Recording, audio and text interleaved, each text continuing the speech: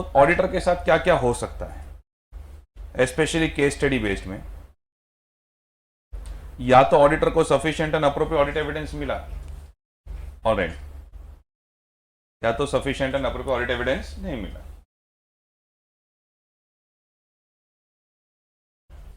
Okay, अगर auditor को sufficient and appropriate audit evidence मिल गया, फॉर एग्जांपल अगर कन्फर्म मुझे बैलेंस का कंफर्मेशन करना है, मैंने डेटर ए से कंफर्मेशन ले लिया, ऑलराइट, बैलेंस का मिल गया sufficient and appropriate audit evidence, but then there are further possibilities, या तो वो बुक्स ऑफ अकाउंट्स के साथ टैली हुआ या तो टैली नहीं हुआ, alright.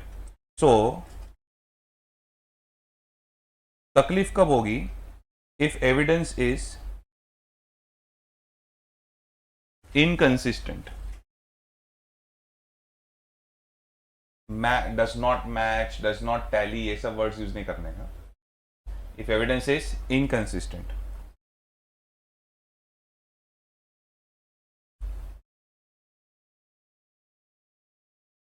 with accounting records and other information,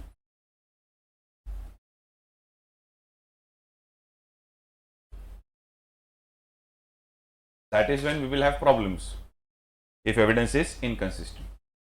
So tell me, अगर बुक्स ऑफ अकाउंट्स में डेटर ए का बैलेंस 8 लाख रुपीस है एंड डेटर ए से जो कंफर्मेशन आया उसमें 6 लाख रुपीस है, then in that case can I say there is some mistake in the books of accounts, yes or no sir? जरूरी थोड़ी है, डेटर ए भी तो गलत हो सकता है। तुम लोग मेरी वाइफ की तरह बिहेव क्यों कर रहे हो? Where is the attitude of professional skepticism? You need to function with a questioning mind, not a suspicious mind. Please understand, inconsistency just means कि there is a difference. That inconsistency is not a misstatement. Alright, inconsistency and misstatement ये दोनों words अलग अलग है। Okay, so everyone over here, if evidence is inconsistent with the accounting records and other information, then in that case हम लोग क्या बोलते हैं? Perform additional audit procedures.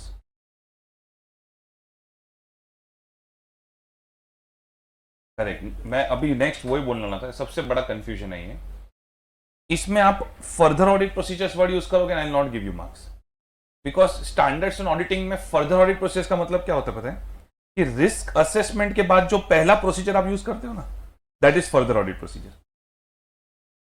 Additional and further ये दोनों वर्ड अलग अलग है।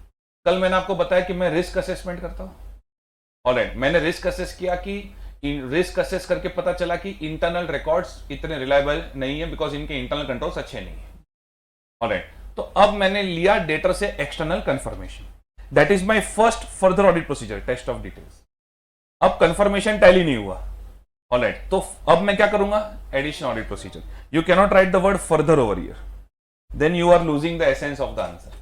Further audit procedure word is written only after risk assessment procedure. Further audit procedure मतलब जैसे आप स्टैंडर्ड्स को बोलते हो ना, फर्दर ऑडिट प्रोसीजर, सी स्टैंडर्ड्स एक कंप्यूटर है, उसकी अपनी लैंग्वेज है, उसको जो आप फीड करते हो ना वो अपना ही मीनिंग समझता है। तो फर्दर ऑडिट प्रोसीजर जैसे आप लिखते हो ना आंसर में, इसका मतलब आप पहला test of control, test of detail या सब्सटेंटिव एनालिटिकल प्रोसीजर कर रहे हो। फर्दर ऑडिट प्रोसीजर के बाद जब इनकंसिस्टेंसी मिलती है, then we write additional audit procedures, alright. So if you write the word further over here, it will lose the essence of the answer. Or you can write investigate further also. If you are writing additional की जगह पे आप investigate further word लिखोगे तो भी चलेगा। तो perform additional audit procedures.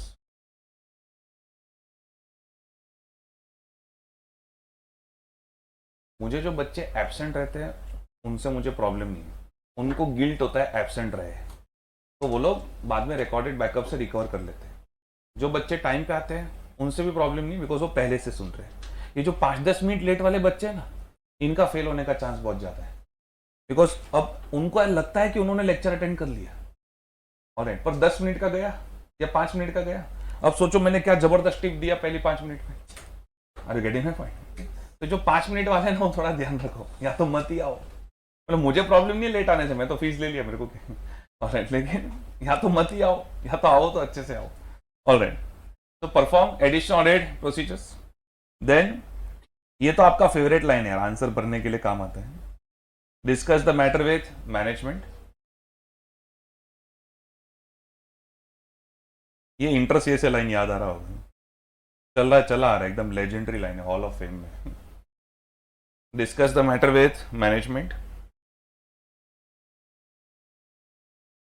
And where appropriate those charged with governance. ये टीसीडब्ल्यूजी कौन है पता है ना? Those charged with governance, that is the full form. Correct.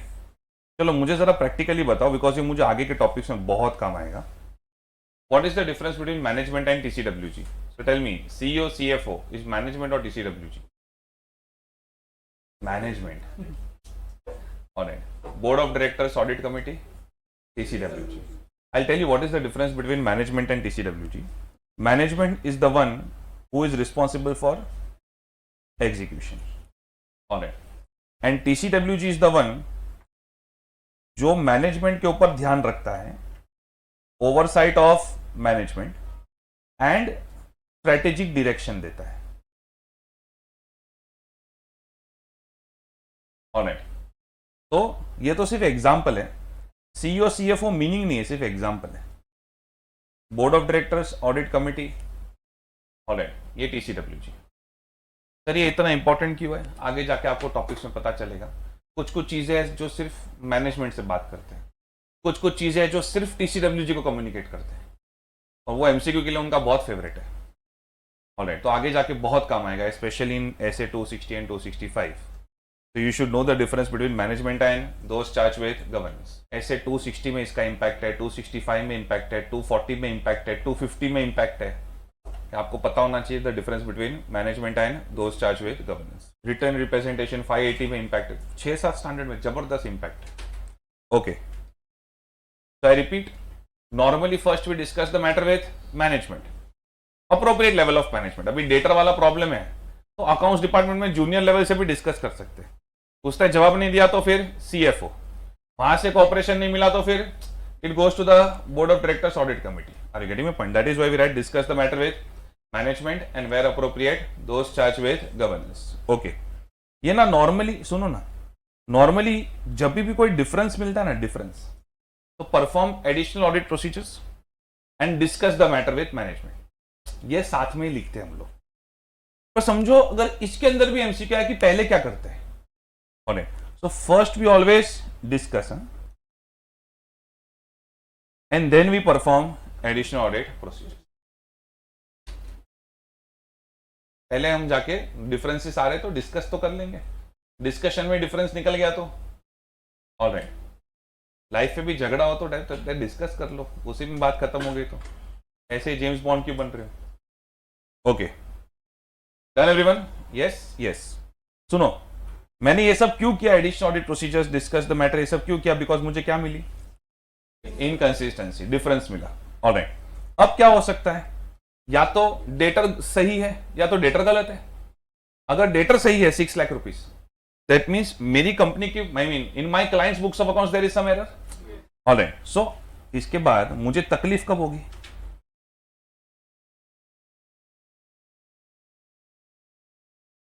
if misstatement is identified.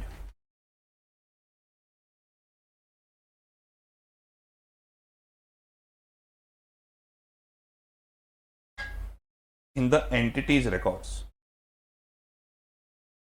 If the data is wrong, I am not bothered. If misstatement is identified in the entity's records, मैं जिस entity का audit कर रहा हूं वहां पे गड़बड़ है, then there is a problem. If misstatement is identified in the entity's records, all right. Obviously, अगर misstatement मिला तो मेरा next step क्या होगा? अगर समझो डेटा सही है, all right, और बुक्स ऑफ अकाउंट्स में गड़बड़ है, तो मेरा नेक्स्ट स्टेप क्या होगा? I will ask them to rectify. ये डायरेक्ट मॉडिफाई ओपिनियन वगैरह नहीं बोलने का. All right. लाइफ में भी मौका तो दो किसी को अपनी मिस्टेक सुधारने का. If misstatement is identified, all right,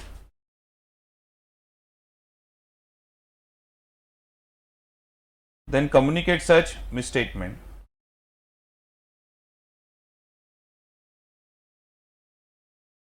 for rectification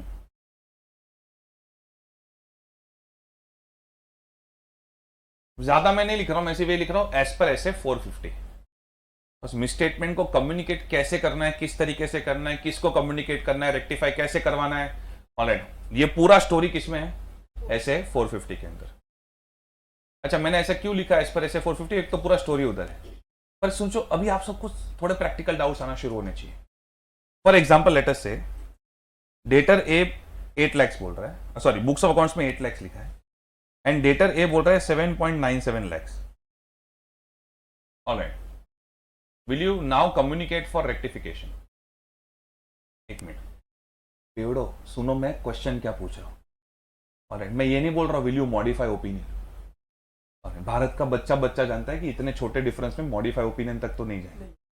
मैं क्या पूछ रहा हूं तो सुनो, will you communicate the misstatement for rectification? Yes और नो सर? ऑलराइट, वो कभी कोई पता है फर्स्ट ईयर वाला आर्टिकल आते हैं, वो बहुत एंथुजियास्टिक होते हैं, उनको कभी ना करोड़ों की कंपनी का ऑडिट चल रहा होता है, उसे 500 रुपए का एरर मिलता है तो भी बहुत खुश हो जाते हैं, डिफरेंस इसका बिल नहीं। तो टेल मी, करोड़ों की कंपनी में अगर 500 रुपए का एरर आ रहा है, will you communicate for rectification? एक मिनट, ये सब बातें होगी। ऑलराइट, यही मैं सब सिखाऊंगा कहाँ पे, इसलिए मैंने लिखा एज पर ऐसे 450।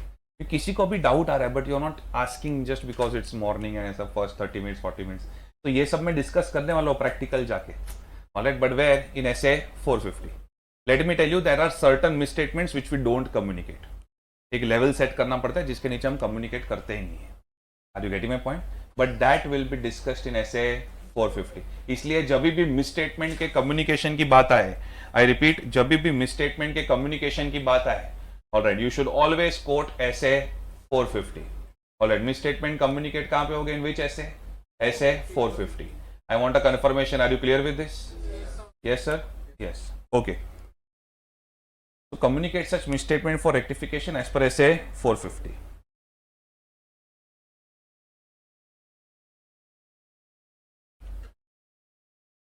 If misstatement is not rectified,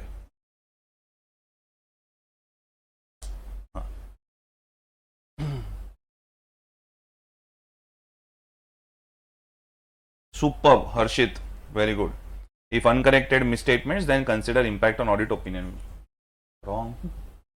If misstatement is not rectified, alright, तो इसको हम लोग क्या बोलेंगे, uncorrected misstatement.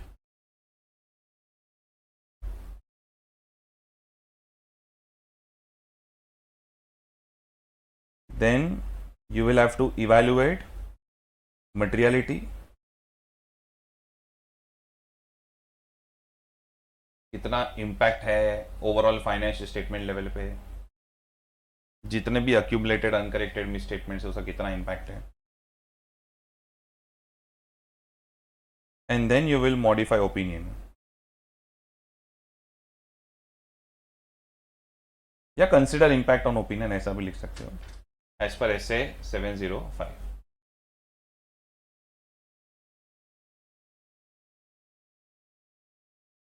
बस ये जो evaluate materiality and modify opinion है ना, वो मैं नेक्स्ट चार्ट में सिखाऊंगा। ऑलराइट, आपके सब favourite opinion, qualified, adverse, disclaimer will discuss in the next chart. Alright, so I want a confirmation, is everyone through with the flow? एक बार sufficient है? जो एकदम लेट ज्वाइन हुए, अभी भी नींद में, जूम में जो कैमरा ऑफ करके ब्रश कर रहे हैं, if sufficient and appropriate audit evidence मिल गया, if evidence is inconsistent with accounting records and other information, then you perform additional audit procedure. एकदम लाइन में जाना है तो discuss the matter and perform additional audit procedures. If misstatement is identified, then communicate such misstatement for rectification as per SA 450. If misstatement is not rectified, then we evaluate materiality and modify opinion as per SA 705. Is everyone through with this? Yes. All right. Let us say that मैंने debtor से confirmation मांगा, alright, और debtor से जवाब नहीं आया, या letter से मैनेजमेंट ने मुझे अलाउ ही नहीं किया to communicate with the debtor. Alright, अगर मैनेजमेंट मुझे अलाउ ही नहीं करता है to communicate with the debtor, then what am I going to do? Limitation on scope of audit. Wait, I'll try to first inquire about the reasons, whether there are valid reasons or not. Alright, अगर management ये बोलता है, ये interest से example चला रहा है, मैं ना जानबूझ के intentionally I am giving you examples from inter CA or from past examination, so that somewhere you connect. All right, आपने इंटर CA से केस स्टडी चला रहा है, दैट मैनेजमेंट बोल रहा है कि मेरा थर्ड पार्टी के साथ लीगल डिस्प्यूट चल रहा है, एंड दैट इज वाई आप ये थर्ड पार्टी के साथ कम्युनिकेट मत करो. All right, so if there is a legal dispute going on with third party, then we understand it as valid reasons. We don't communicate with that third party, but then in that case we will perform alternate audit procedures. So if sufficient and appropriate audit evidence is not available, first you need to inquire about the reasons.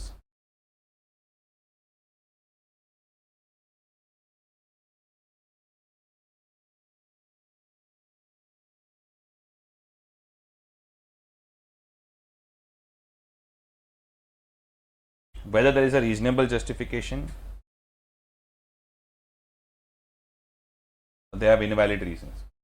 We'll be discussing about reasonable justification in many essays, but specifically you will see this in essay 505, 501, etc. लिख देता है.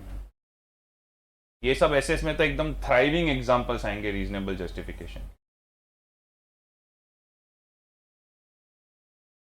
ये super, zoom में अच्छा reply आ रहा है. Okay, if there is a reasonable justification, then we perform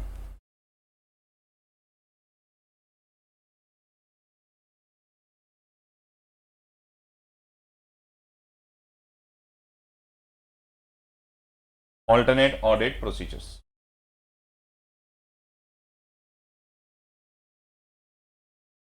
Then we perform alternate audit procedures. Be very careful कि आप एडिशनल वर्ड कहां पे लिखते हो और अल्टरनेट वर्ड कहां पे लिखते हो. चार्ट में क्लियरली दिख रहा है, और क्या समझो. ऑलराइट, कि जब एविडेंस मिल गया है, डिफरेंस है, ऑलराइट, तब हम ये क्या वर्ड यूज करते हैं, एडिशनल. जो प्रोसीजर से एविडेंस नहीं मिला है, alright, for example lockdown type situation है, वॉर टाइप सिचुएशन है, स्टॉक ऑडिट के लिए नहीं जा पा रहे हो, ऑलराइट, वैलिड रीजंस, देन हम लोग स्टॉक स्टेटमेंट वगैरह देखते हैं, right. Then that means we are performing alternate audit procedures. So if evidence is not available, reasonable justification, then we say alternate audit procedures. Be very careful where you're using the word additional and where you're using the word alternate. थोड़ा practically discuss करते हैं. Debtor से जवाब आ गया, debtor has replied, but there is a difference. Alright, how do we perform additional procedures? Which procedure will perform if there is a difference? तो हम लोग क्या करेंगे, टेल मी. अगर डिफरेंस है तो क्या करेंगे, लेजर स्क्रूटिनी. ए come on man, come on, everyone is dummy article over here. तो हम लोग क्या करेंगे, ledger scrutiny. Okay, then goods dispatch, invoices, statements, bank statement, ये सब देखेंगे. Okay, very good. मैं क्या बोलता हूं, अगर एविडेंस नहीं मिला, चलो मैनेजमेंट ने अलाउ किया but debtor is not replying, तो अभी मैनेजमेंट की तो गलती नहीं है. Alright, so we perform alternate audit procedures. चलो, if debtor is not replying तो कौन सी alternate procedures परफॉर्म करेंगे? लेजर स्क्रूटिनी करना पड़ेगा, बैंक स्टेटमेंट देखना पड़ेगा, इनवॉइसेस वगैरह देखने पड़ेगा. ये सब नो सर, डॉक्यूमेंट सेम रहता है, एक दो डॉक्यूमेंट यहां चेंज हो सकते हैं, okay, otherwise largely the documents will remain the same.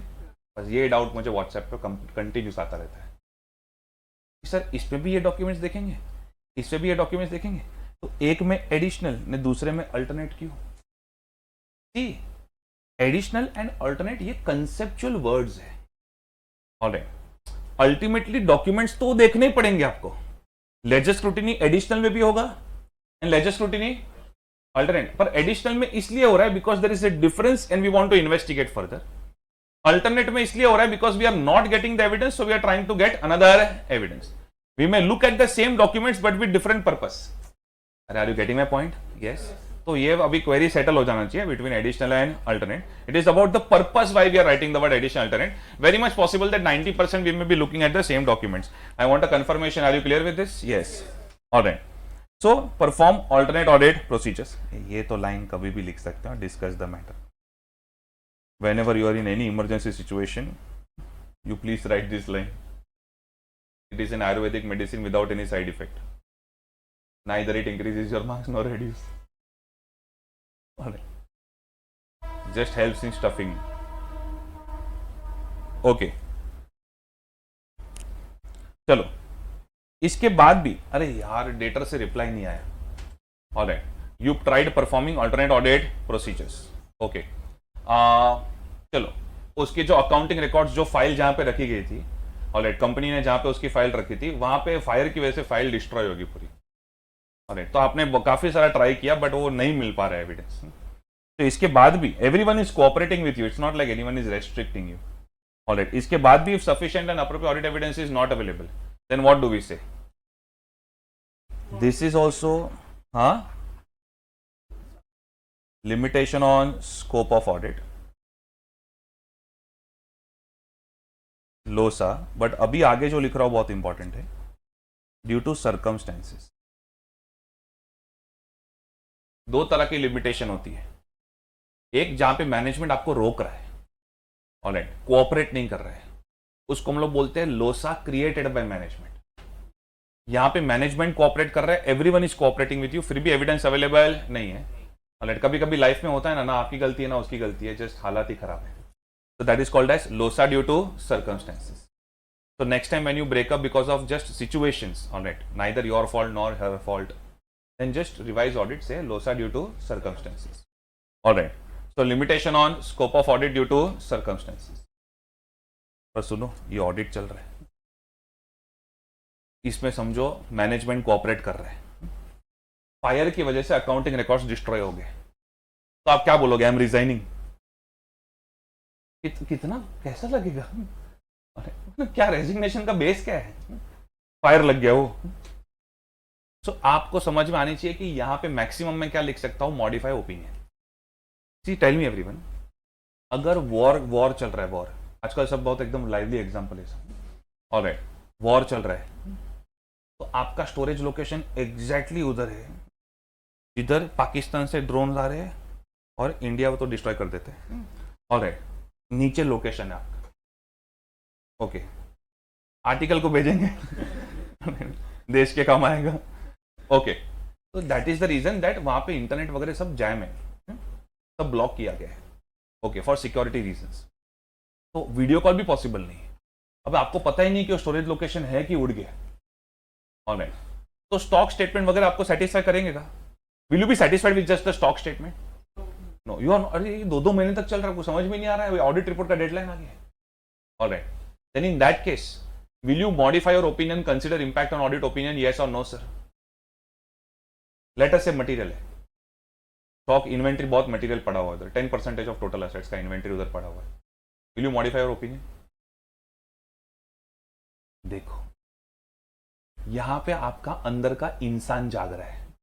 I tell you what, कुछ बच्चे ऐसी केस स्टडी में क्या सोचते हैं, इसमें मैनेजमेंट की क्या गलती है? मैंने वॉर चल रहा है जिसकी वजह से एविडेंस नहीं मिल रहा है, what is the fault of the management over here? Why should we modify opinion? Tell me, your opinion is on the character of the management or on the financial state? Ultimately we need to obtain the evidence for the financial items, yes or no sir? So I understand that management is goody cutie very sincere, but at the end if we are not getting the evidence, so can I say we'll have to modify the opinion, yes or no sir? Yes or no sir? तो क्या होता है case study में, जब Losar due to circumstances होता है ना, तो बच्चे मॉडिफाई ओपिनियन नहीं लिखते हैं, दया भावना में आ जाते हैं, इसमें इसकी क्या गलती है ना उसकी क्या गलती है। अरे भाई, किसी की गलती थोड़ी फाइंड आउट करनी है आपको, your opinion is on the, मैं क्या बोल रहा हूं समझो, आग लग गई, सारे के सारे अकाउंटिंग रिकॉर्ड्स डिस्ट्रॉय हो गए, जिधर बैकअप पड़ा था उधर अर्थक्वेक आ गया, वो भी जमीन के अंदर चला गया, तो आपके पास एक भी आइटम ही नहीं है वेरीफाई करने के लिए, एक भी डॉक्यूमेंट नहीं है, तो पूरे फाइनेंशियल स्टेटमेंट्स पे जब एविडेंस अवेलेबल ही नहीं है तो डिस्क्लेमर देना तो पड़ेगा ना। अरे हेलो, हाँ, there you can not be emotional, इसमें इनकी क्या गलती है ना उनकी क्या गलती है। Modify opinion is not a black spot on the character of the management, don't get that emotional, our opinion is on the financial statement, so if you are not giving me the evidence for the financial items, it either you are restricting or circumstances are bad, whatever it is, but अगर मुझे financial items पे evidence नहीं मिलेगा, I will modify opinion. Are you getting my point, yes और no sir? Yes sir, yes sir. Everyone over here, there is a LOSA due to circumstances,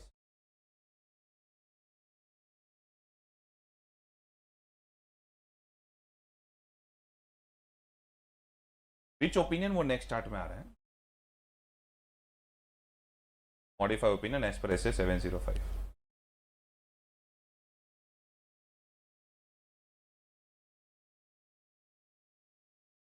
alright,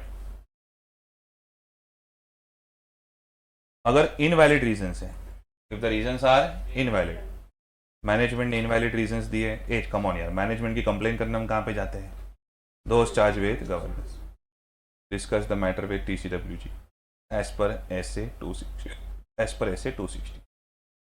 जब आप सिर्फ TCWG लिखो ना, only TCWG, then you should always write as per SA 260. Management and TCWG लिखा रहेगा तभी नहीं है. Exclusively when you write TCWG, you should always write as per SA 260. Okay.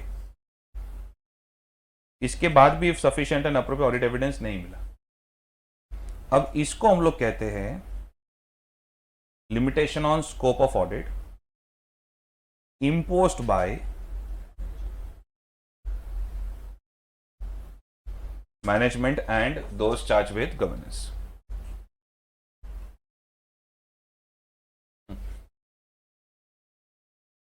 कोई बेवड़ा जूम में टाइप कर रहा है लोसा का फुल फॉर्म क्या है, लिखा है ना ये वही ब्रश अभी करके आने वाले में, Losar imposed by management and those charged with governance. Okay, if there is a LOSA imposed by, limitation on scope of audit imposed by management and those charged with governance, और ठीक है, modify opinion तो ठीक है, modify opinion as per SA 705 ये ठीक है, पर इसके साथ में एक और चीज लिखूंगा, and कंसिडर इम्प्लीकेशंस, बिकॉज यहां पे शायद मैं रेजिग्नेशन के बारे में भी सोच सकता हूं, on other aspects of audit.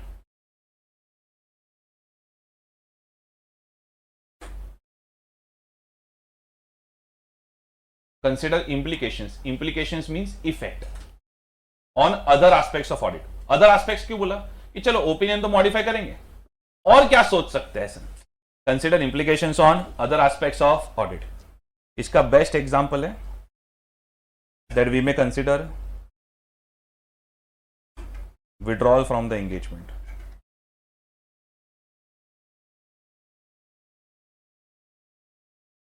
Obviously, जब भी withdrawal लिखो हमेशा कॉमा करके लिखने का, if permitted by law. जिन्होंने पहले पढ़ाई की होगी शायद उनको पता होगा, जिन्होंने नहीं की तो बता देता हूं कि आगे जाके सेबी का सर्कुलर के बारे में कुछ डिटेल्स आएगा. तो जैसे अगर आप, मैं पूरा सर्कुलर तो अभी नहीं सिखा रहा हूं, ऐसे बेसिक चल रहा है, और अगर फर्स्ट 3 क्वार्टर्स का रिपोर्ट साइन हो गया है, alright, then you can not resign, then you have to finish the entire year and then 4th quarter खत्म करके ऑडिट रिपोर्ट करके फिर रिजाइन कर सकते. तो वो सब आएगा, इसलिए we need to be very safe when we write withdrawal from the engagement. We should always write if permitted by law. Problem क्या है पता है, इसमें बच्चे ना विड्रॉल लिख ही देते हैं. हमेशा ना ऐसा होता है ना, जब भी मैनेजमेंट रोकता है ना तो बच्चे बाय डिफॉल्ट विड्रॉल का एक लाइन लिख देते हैं. ऐसा नहीं होता है. Every time we don't withdraw. वो विड्रॉल का पूरा चार्ट बताऊंगा मैं आपको. ऐसे इतना इजीली कैसे ब्रेकअप कर दोगे, टॉक्सिक तो होने दो, अरे गेटिंग में पॉइंट नहीं. Every time we don't withdraw. Withdrawal का भी एक चार्ट है, तो बाय डिफॉल्ट हमेशा विड्रॉल नहीं लिख देने का. इसलिए सेफ लाइन क्या है, consider implications on other aspects of audit, where you can write withdrawal as one of the example. Withdrawal you cannot write as one of the compulsory procedure to be done. I want a confirmation. Are you clear with this? Yes sir. All right, I am giving you 60 seconds. Go through this chart please. Let me know if there is any problem in the flow.